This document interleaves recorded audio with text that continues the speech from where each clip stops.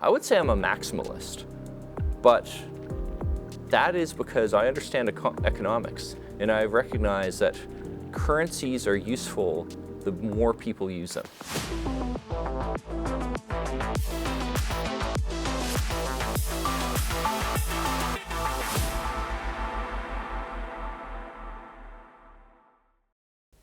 What made you be interested in Bitcoin?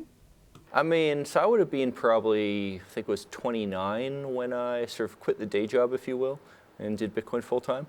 And to be honest with you, I mean, Bitcoin was cool, but like prior to Bitcoin, I was working at a gravity gradiometer startup, and that was the type of thing which could help revolutionize mineral finding. So Bitcoin's cool, but other stuff's cool too. So it was, especially at the time, it wasn't really clear would Bitcoin actually work.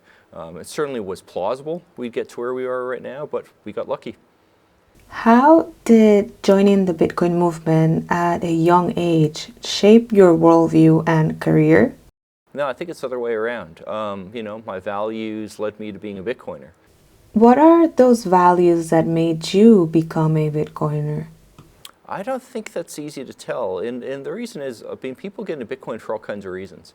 Bitcoin is useful for a lot of different reasons, and all across the political spectrum, we see people who need freedom. And most aspects of the political spectrum, if you can't go and transact, you can't get your goals accomplished. And something I always like to point out is, every time you go to a protest, I mean, who paid to buy all those signs? Who paid for the buses that got people there? Doesn't matter what the heck your political aspirations are, unless you want straight up fascism, you need something like Bitcoin to exist to reliably be able to play a part in the political process. How did you come up with Replace by Fee? The reason why I quit the day job and worked on Bitcoin, honestly, was because previously I was working in analog electronics. And the reality is I'm not smart enough to make a contribution to that. That industry is just too old. It's very mature. Incredibly smart people have evaluated every single aspect of it. So when I saw Bitcoin, I saw this very interesting thing that could grow. And there were things you could do there that were novel enough that the smart people hadn't looked at it yet. And I could do interesting things. And beyond that, I mean, so much of it's just, of course, I believe in what Bitcoin represents. And I know that if it's going to succeed, well, people need to do work on it. Although, frankly, probably the majority of work I've done in terms of time has actually been going to conferences, talking to people about Bitcoin, educating, doing all that stuff. I'm not a sort of like heads down developer like so many people are. I'm not the sort of person who shies away from talking. What was your reaction when you saw HBO's claims of you being Satoshi? And what that really comes down to is, I suspect the guy who made that documentary, Cullen Hoback, I suspect he wanted to make a documentary about Bitcoin. And in the process of making it, he probably realized that he didn't actually have something that would work in TV. Like it or not, as much as we're excited about it, Bitcoin's not that exciting to the world. Bitcoin is just money, and if Bitcoin works well, it should be boring. It should just be money, and I should just send it to you, and that should be that. If we've done our jobs, Bitcoin should be actually kind of boring in many ways. And I suspect Cullen, 3/4 of the way through his documentary was, shoot, I mean, I don't actually have something for HBO here. Well, now what am I going to do? Well, let's just tack on this Finding Satoshi thing. And of course, why do I get picked as the Satoshi guy? I suspect because Cullen realized it would be good marketing to go say, well, we found Satoshi, and it's not who you would expect. Well, who wouldn't you expect? I'm a good example. Now, granted, I mean, I've had people go accuse me of being Satoshi before, but pretty much everyone under the sun has been accused of being Satoshi. Like, obviously, you being an interviewer here, I mean, that is your deep cover hide, so no one would ever suspect you being Satoshi. Give me your best bet on who is Satoshi. Well, for legal reasons, I should go say Craig Wright, obviously, because he's sued us multiple times, and surely if we just say Satoshi, he'll go away. Although, curiously, like the UK courts kind of said, Craig Wright has less chance of being Satoshi than a houseplant. Like, honestly, to be serious for a moment, I mean, the fact is, Bitcoin's not that complex. Like the core of what Bitcoin is, the remarkable thing about it is not that it's some incredibly complex thing, not that it's some brilliant piece of engineering, it's that it's an incredibly simple idea that can be explained in very little, very little time. In fact, frankly, when I first saw the Bitcoin white paper, my reaction was, shoot, I should have thought of that. Because it was just so obvious that it could work. And it's the kind of thing that you just need a flash of inspiration to come up with. Well, who could have come up with Bitcoin? Probably on the order of like 10,000 people. The list of potential Satoshis is just so long. And there's a good chance it's just some totally unknown dude who happened to have a bit of cryptography knowledge and just that one flash of inspiration. And we'll never find out. Because the guy probably decided, you know what, I've created my thing, I'm going to walk away now. I mean, the thing that is most amazing about Bitcoin as a digital currency, especially at the time when it was created, was that who Satoshi was did not matter. It's an actual decentralized system. The creator has no role in it. You choose to run the software, you choose to change the software you want to. What that software is, that defines Bitcoin. Who created it? That's just an historical footnote. Tell us why Bitcoin is important and making an impact in places like Ukraine. Well, not directly humanitarian efforts. I've been in the country, and among other things, I gave some talks at local Bitcoin meetups. But to be honest with you, like being in Kiev at the moment, well, I wouldn't say it's entirely safe, but it's not that dangerous a place to be. It's a pretty normal city. It's normal because of the sacrifices of Ukrainian soldiers keeping Russians at bay.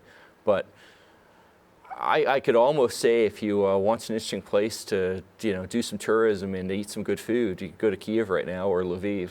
So I went there among other things to go speak at Bitcoin conferences, and they need people showing up and like anything else. So I was happy to do it.